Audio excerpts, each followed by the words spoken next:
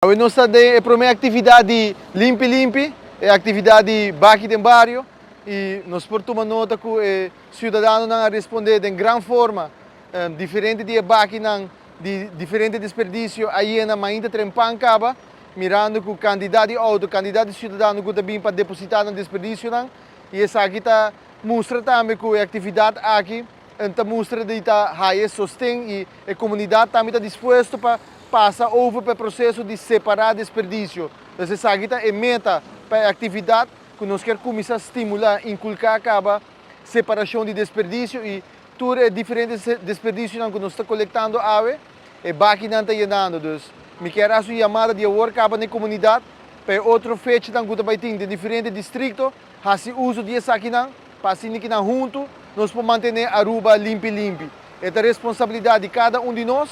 Vamos separar nos desperdícios, depositar isso aqui em atividade no bairro, assim não por ordem processar de uma forma responsável e não end up de nossa natureza. Nós estamos muito contentes e agradecidos que o povo está respondendo muito positivo. Nós temos muito cliente que quer para nos recolher desperdício na casa. Essa aqui não cliente não está paga no tempo, ofte não conta up to date. Então, agora não está dois bem grátis. E esse aí é muito bom. Praticamente nós estamos full para a água e nós estamos fazendo com outro bairro na luta seguir também. Nós estamos encorajando para todo outro bairro não que seguir, volta-nos para social media, para assim ter schedule, uma ideia, nós estamos de 8 horas para 10 horas dentro do bairro, quando chega na beurt, então nós começamos na São Nicolás e nós lo cabelo na dezembro trobe na São Nicolás, mirando também a demanda que tem. Bom dia, a colaboração com a Ecotec está com nossa ajuda na parte de bulky waste, que pode receber matraz, stool, caixa, tudo o que tem em de casa. Na São Nicolás, a corrida está muito bom.